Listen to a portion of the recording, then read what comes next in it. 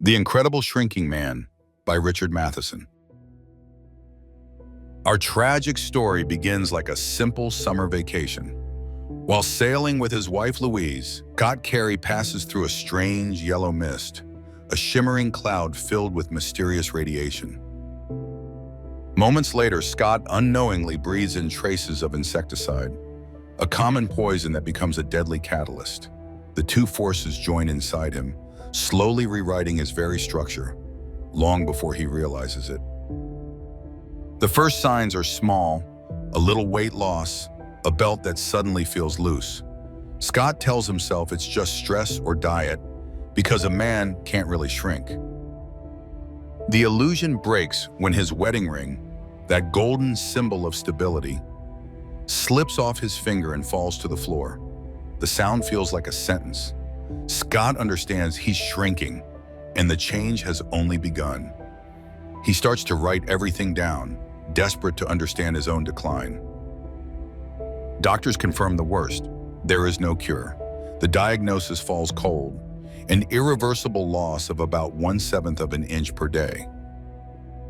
Soon he becomes a national curiosity, observed like a scientific phenomenon. The attention tortures him, driving him into isolation. He keeps a journal, turning his despair into testimony, hoping his words might outlive his body. As his body gets smaller, his confidence fades.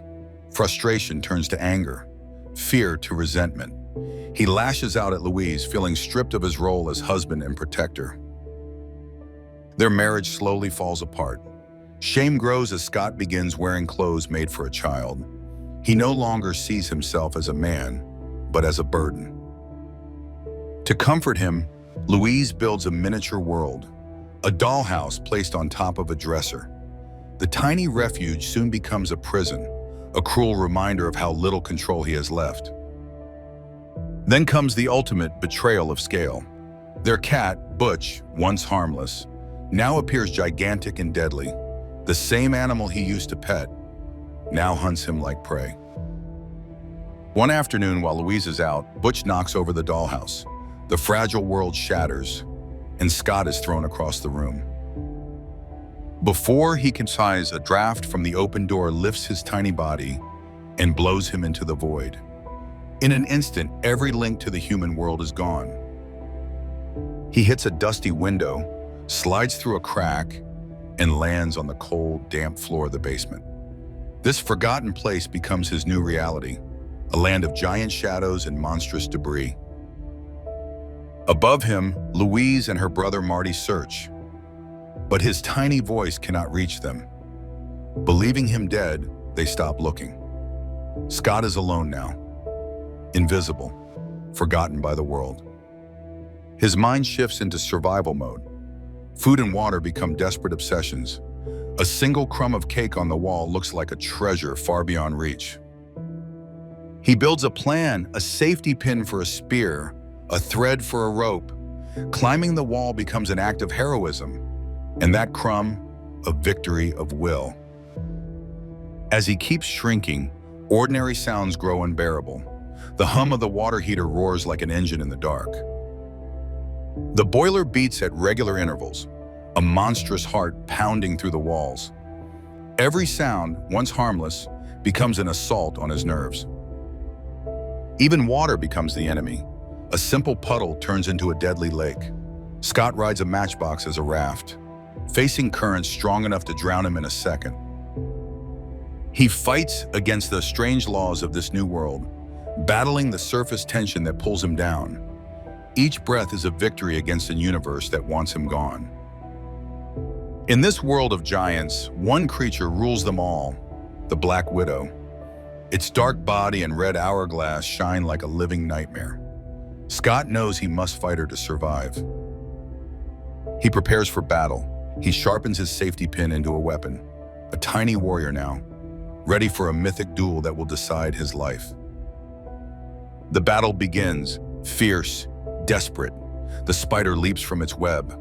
Scott charges, holding his pin with all his remaining strength. After a brutal fight, Scott wins. He drives the pin through the creature and watches it fall. This victory gives him back his dignity. For the first time in months, he feels alive. But the shrinking continues. Now smaller than a grain of sand, his world dissolves into the microscopic, where time and distance have no meaning. The basement becomes a blur of color and light. The human world goes on without him. His existence reduced to a memory, a little dust. Yet instead of fear, a deep calm fills him. He understands that his body is fading into the vast web of the universe. His mind remains. Terror gives way to wonder, to the endless beauty that surrounds him. He finally realizes that existence is not measured by size or importance. Every particle, every thought, belongs to the same infinite creation. Scott Carey, once a prisoner of fear, now drifts freely through the cosmos, a soul without limits or form. He feels no more fear, only peace. The incredible Shrinking Man remains a masterpiece of domestic horror, turning the safety of the modern home into a vast and dangerous world. It is also a powerful metaphor about the loss of identity and the fragility of manhood in a changing world. At the end of his journey, Scott Carey's story becomes a triumph of the spirit. With his last breath, he rises beyond fear and finds unity with the infinite. Facing his final disappearance, he discovers meaning and peace, a serene victory over the terror of an endless universe. Did you like this story? Let us know. Hit that like button, drop a comment below, and be sure to subscribe to Storytime Illustrated so you never miss a classic. Want more epic tales? Click on either video on screen now for your next illustrated story.